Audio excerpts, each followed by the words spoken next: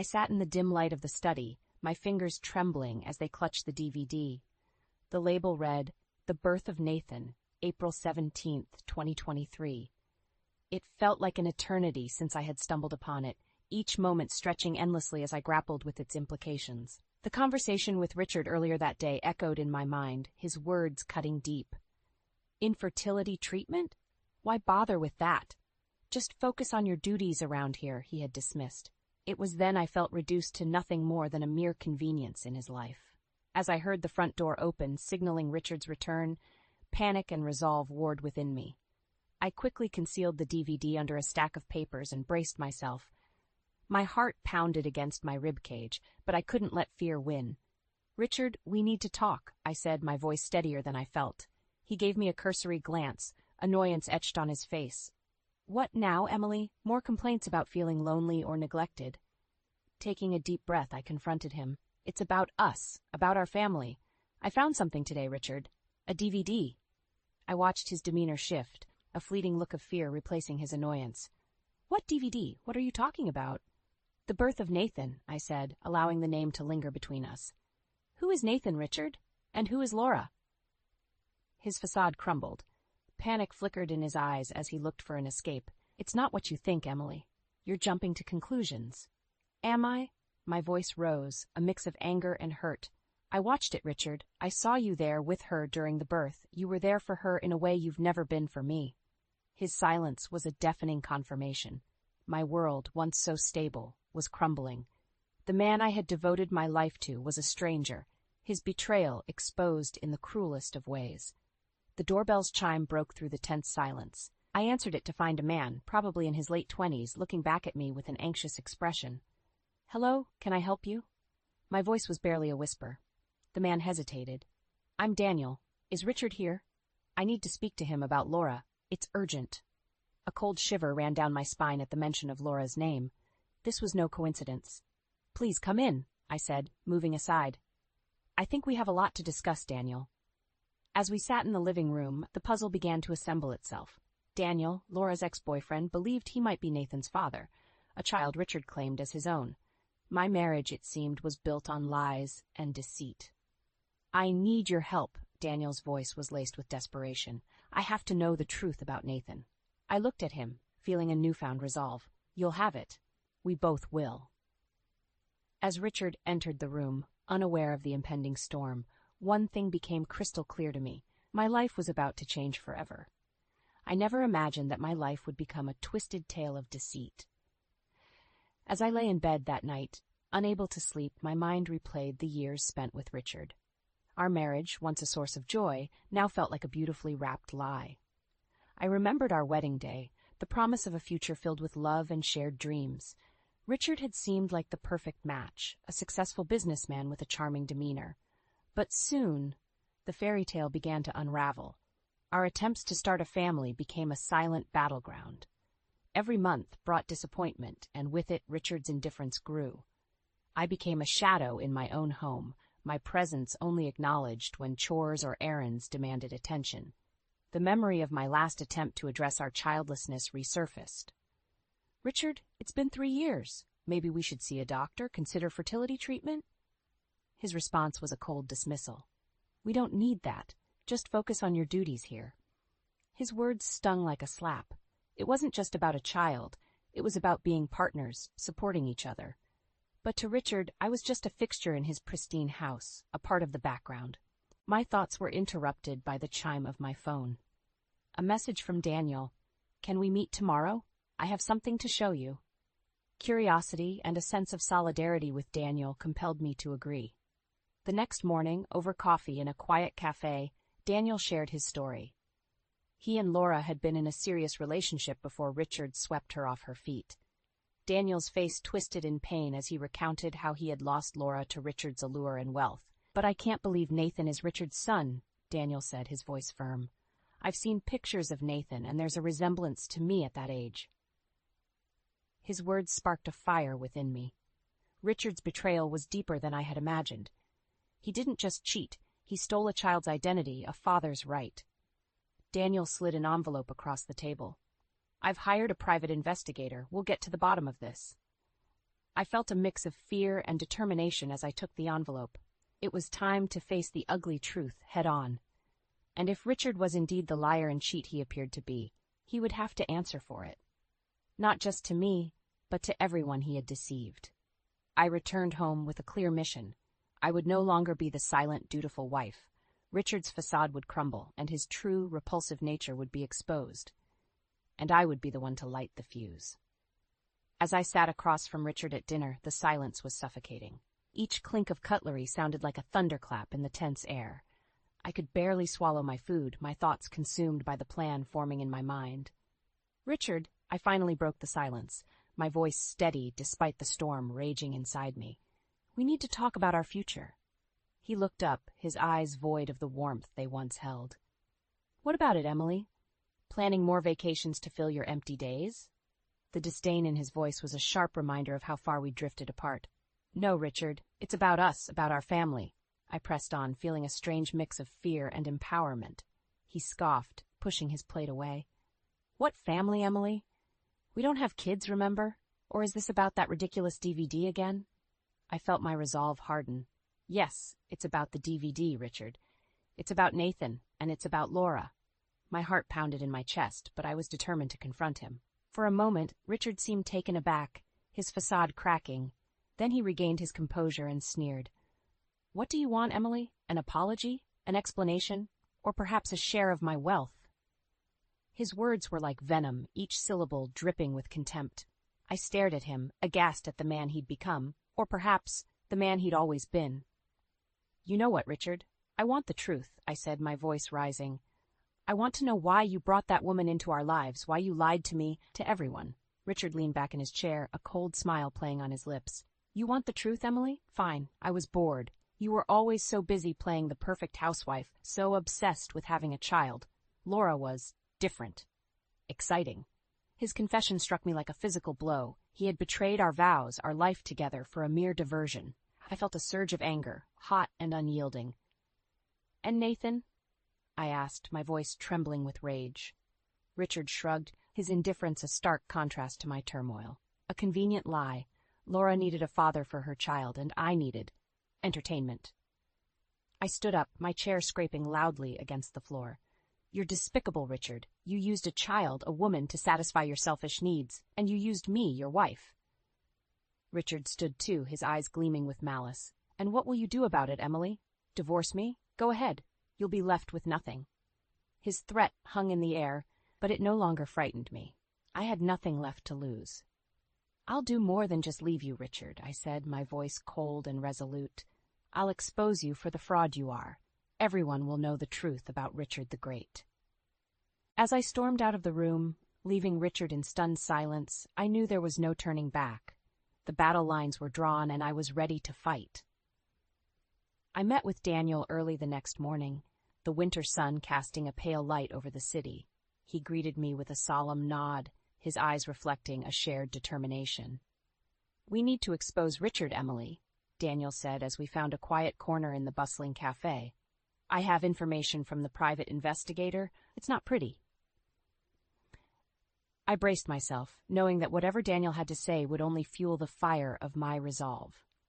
"Tell me everything," I urged, my voice firm. Daniel slid a folder across the table to me.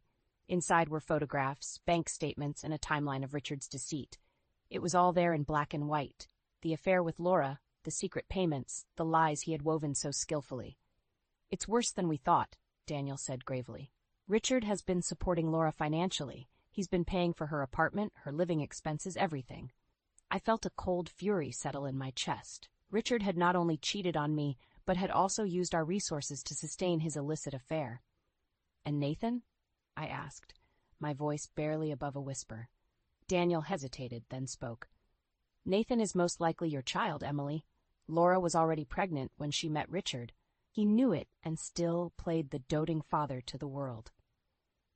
The revelation hit me like a tidal wave. Richard's betrayal was more profound than I could have ever imagined. He had stolen the identity of a child, my child, for his twisted game. "We have to bring this to light," I said, the words tasting like ash in my mouth. "We'll expose him at the family gathering. It's in 2 weeks. Everyone will be there." Daniel nodded in agreement. I'll be there too. We'll confront him together. The next 2 weeks passed in a blur of preparation and restless nights. I felt like a shadow in my own home, avoiding Richard's gaze, ignoring his attempts at conversation. My heart was set on one thing only: revenge. The day of the gathering arrived, a cold and clear winter day. The family home was filled with laughter and chatter, a stark contrast to the storm brewing inside me. As the evening wore on, I found my moment. I stood, my hands trembling slightly, and addressed the room. Ladies and gentlemen, I have something to show you. Something that will change the way you see Richard. All eyes turned to me, including Richard's, which held a flicker of fear for the first time. I played the DVD, the images of Laura giving birth, Richard by her side, filling the screen. The room fell into stunned silence. "This is not just any woman," I said, my voice steady. "This is Laura, Richard's mistress. And the child? He's mine. Richard has been living a lie." The gasps and murmurs filled the room. Richard stood up, his face contorted with rage. "Emily, what is this madness?" he spat out. "You're embarrassing yourself and our family." But I stood my ground. "No, Richard, the only embarrassment here is you. Your lies, your deceit, it all ends tonight." Daniel stepped forward, his presence a silent support. "She's telling the truth. I've seen the evidence. Richard has been funding Laura's life with his affair." Richard's face was a mask of fury and fear. "You'll pay for this, Emily. Both of you." But it was too late. The truth was out, and Richard's world was crumbling around him. As the family erupted into chaos, I felt a strange sense of calm. I had done it. I had exposed Richard for the fraud he was, and in doing so, I had reclaimed my life. The family gathering had turned into a battlefield, and I stood at its center, my heart pounding with a mix of fear and triumph. Richard's mask of composure had slipped, revealing the man he truly was. "You've gone too far, Emily," Richard hissed, his face twisted in anger. "You're trying to ruin me with lies." His denial only fueled my resolve. "Lies? You call this a lie?" I gestured to the screen, still displaying the image of him with Laura. "The truth is right there for everyone to see." Murmurs rippled through the room. Relatives exchanged shocked glances, their expressions ranging from disbelief to disgust. Richard's mother, a kind woman who had always treated me like a daughter, her voice trembled with emotion.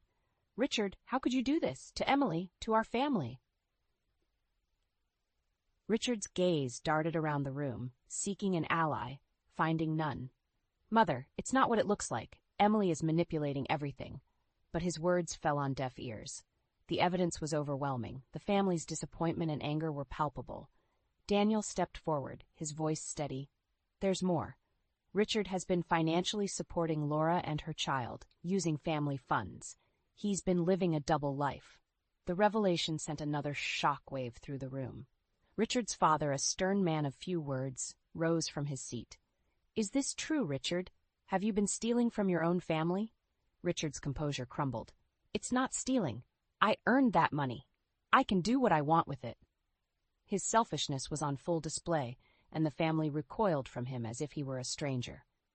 "You're no son of mine," his father declared, his voice echoing with finality. I felt a strange sense of detachment as I watched Richard's world fall apart. He had built his life on lies and deceit, and now he was paying the price. "Emily, I'm sorry," Richard said, turning to me with desperation in his eyes. "I never meant for it to go this far. Please, let's talk about this." But it was too late for apologies. "There's nothing to discuss, Richard. I want a divorce, and I want you out of my life for good." The room fell silent, the weight of my words hanging in the air.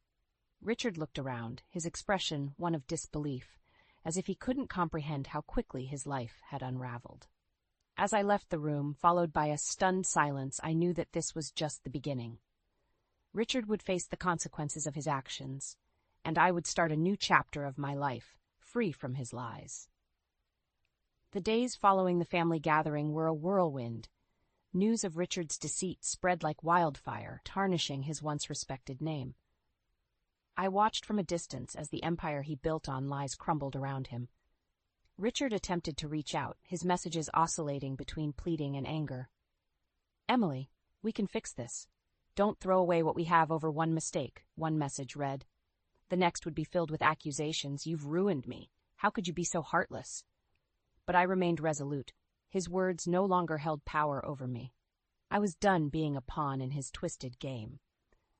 As the divorce proceedings began, Richard's true nature became even more apparent. He fought tooth and nail for every penny, his greed overshadowing any remnants of the man I once loved.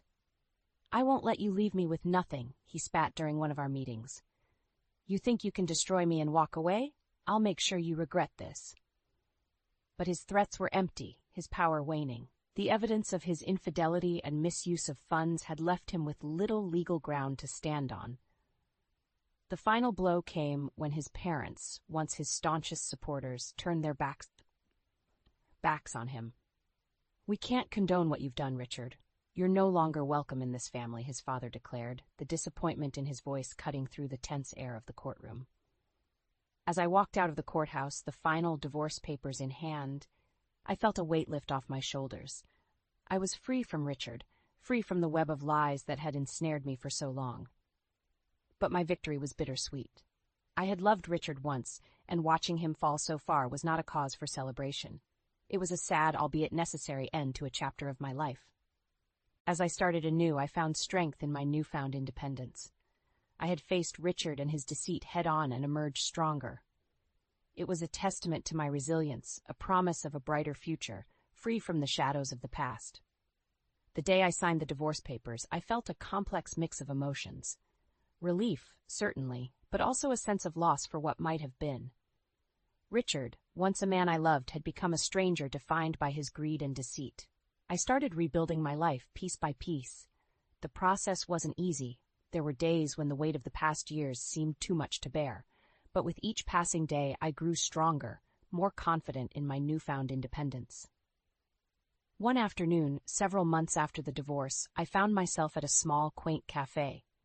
The place was a stark contrast to the lavish lifestyle I had once known with Richard. It was here, amidst the simple, unpretentious surroundings, that I finally felt at peace.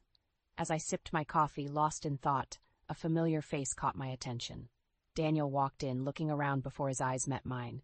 He smiled, a warm, genuine smile that reached his eyes. "Emily, it's good to see you," he said, taking the seat opposite me.